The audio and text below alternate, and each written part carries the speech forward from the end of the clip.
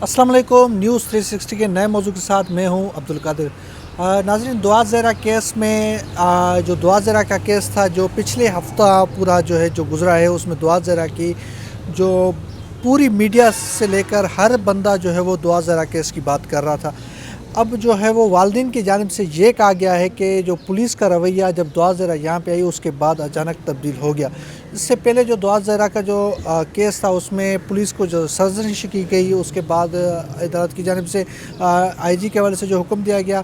अब दुआ ज़ेरा के जो वालिदैन हैं उनकी जानिब से ये कहा जा रहा है कि पुलिस जिन्होंने अचानक जो रवैया तब्दील किया उसकी वजह सिर्फ़ और सिर्फ ये है जो आईजी तब्दील किया गया था उसकी वजह से पुलिस हमसे बदला ले रही है। क्योंकि उनके मुताबिक ये बात है कि उनके मुख्तलिफ़ चैनल्स पे, मुख्तलिफ़ फोरम्स पे ये बात आ रही है। दूसरी जानिब जो है वो शैला रज़ा की जानिब से तो बड़ा साथ दिया गया, क्योंकि हमने शैला रज़ा के मैडम के पास गए और बात भी की। उनका कहना था कि मैं अभी ज़िंदा हूँ, इस बात पे जो है मैं कोशिश करूँगी वालिदैन के साथ खड़ी हुई हूँ और जो मज़लूम है उनके साथ हूँ।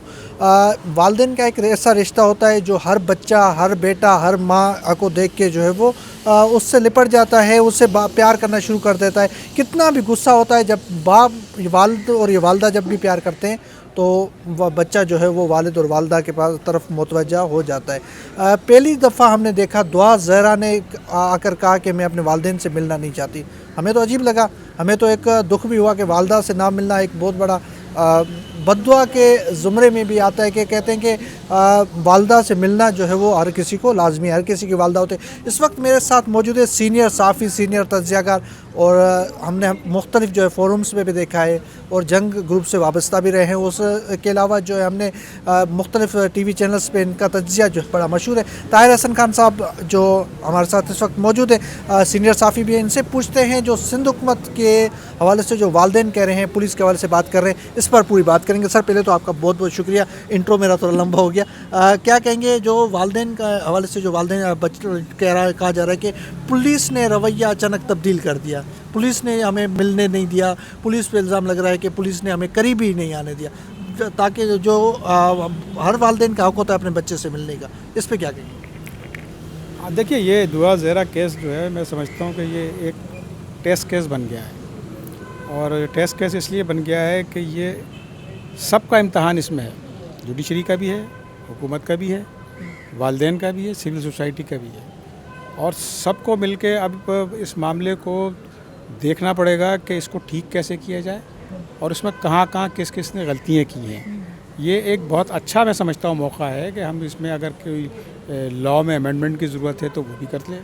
अगर कहीं जुडिशरी ने कोई इसमें कोई चीज़ इग्नोर हो गई है तो वो भी ठीक कर सकते हैं। एडमिनिस्ट्रेशन के हवाले से, गवर्नमेंट के हवाले से भी अगर मामलात कहीं मिस हैंडल हुए हैं तो वो उसको भी ठीक कर सकते हैं। माँ बाप भी इसको देख सकते हैं कि उनसे क्या कहाँ कोताही हुई है।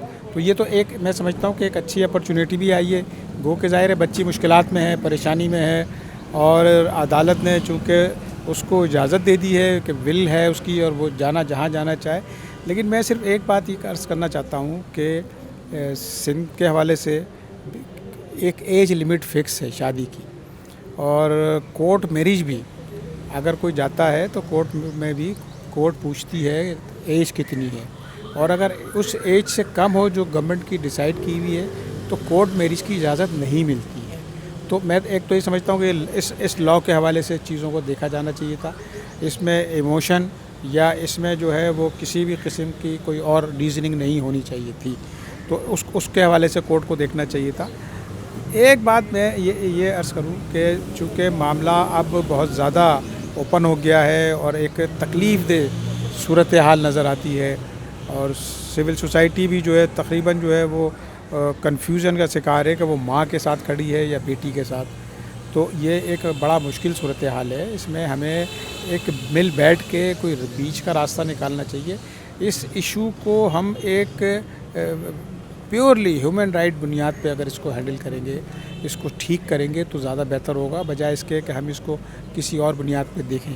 क्योंकि इसमें मैं ये समझता हूँ कि अपील में जाना एक रास्ता बनता है। पेरेंट्स को अपील में जाना चाहिए या गवर्नमेंट को अपील में जाना चाहिए कि इस मामले को देखें। इससे पहले भी इस तरह के एक केसेस आते रहे हैं, एशिया हाई कोर्टों में आते रहे, और उसमें यह हुआ कि कोर्ट ने अगर लड़की माँ बाप के साथ नहीं जाना चाहती थी तो कोर्ट ने उस लड़की को शेल्टर होम भेजा कि जब तक आपकी एज 18 साल ना हो जाए आप शेल्टर होम पे रहेंगी। तो वो एक बेहतर फ़ैसला था। मेरा ख्याल है इसमें भी इसी तरह का फ़ैसला लोग एक्सपेक्ट कर रहे थे और आना भी चाहिए था, क्योंकि लॉ ऑफ द लैंड है। तो अब इसमें अगर अपील में जाएंगे माँ बाप, या गवर्नमेंट को खुद जाना चाहिए, क्योंकि रिजेंटमेंट है काफ़ी और गवर्नमेंट के हवाले से भी जो है लोग मुतमईन नहीं हैं उसके किरदार से। तो ये अगर अपील में जाए तो इसमें सारी चीज़ें बेहतर हो सकती हैं और कर लेनी चाहिए, वरना ये मामला मैं समझता हूँ कि किसी और तरफ हैंडल हो जाएगा। एक चीज़ और जो इसमें बड़ी ख़राबी पैदा कर रही है वो ये है कि एक यूनिफाइड लॉ होना चाहिए इस ह्यूमन राइट के हवाले से। ये नहीं हो सकता कि हैदराबाद में कुछ हो और लड़काना में कुछ हो और सक्कर में कुछ हो और पंजाब में कुछ हो।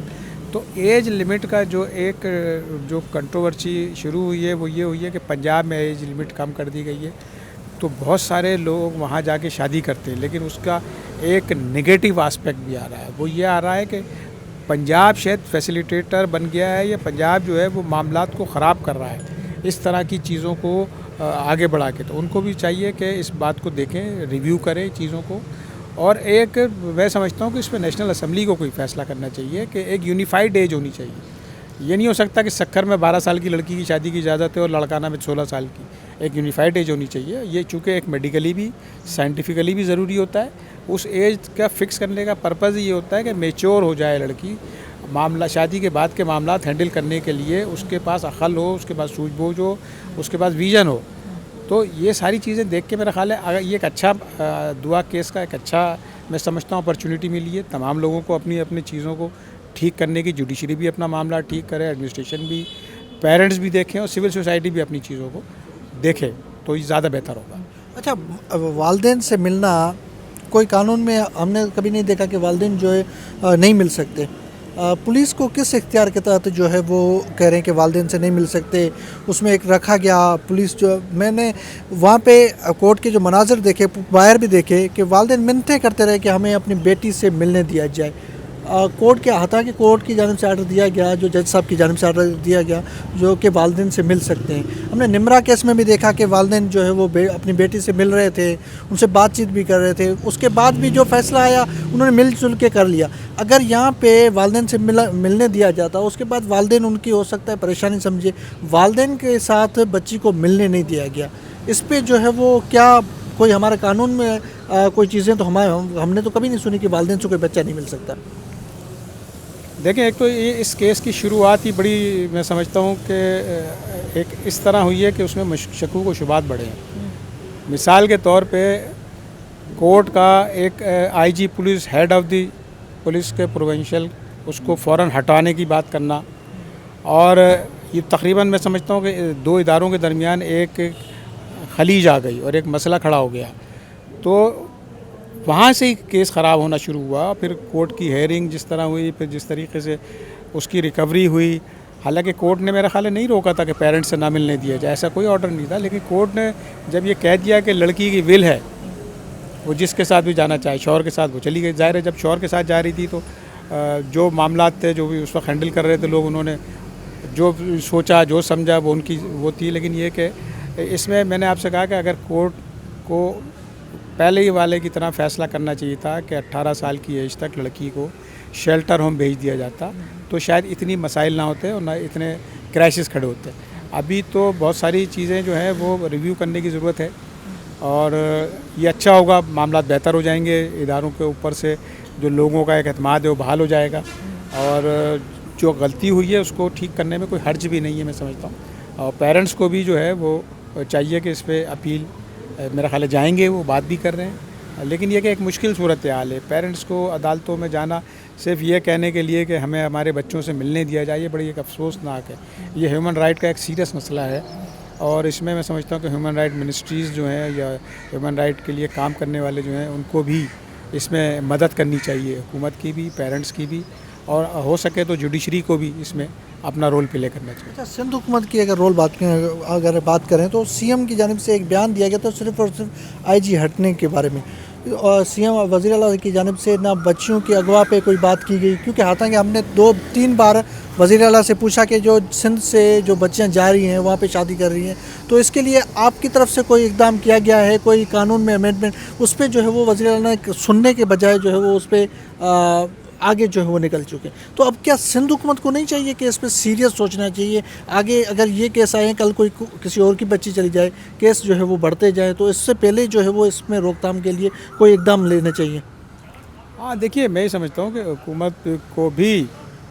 हुकूमत कर सकती है, मैं समझता हूँ, इसलिए कि एक लॉ है सूबे का, आपने लॉ बनाया कि 18 साल की एज होगी, तो हुकूमत को भी चाहिए कि वो जाके रिव्यू में जाए कि एक एज लिमिट हमने फ़िक्स की है, तो ये उसको क्रॉस कर रहा है मामले को, तो आप उसको रिव्यू करें। गवर्नमेंट भी जा सकती है, लेकिन अगर गवर्नमेंट के कुछ मसाइल हैं, कुछ सियासी इश्यूज़ हैं और कोई और इश्यूज़ हैं, वो नहीं जाना चाहती, तो पेरेंट्स के पास ये रास्ता खुला हुआ है, सिविल सोसाइटी के पास ये रास्ता खुला हुआ है, उनको जाना चाहिए।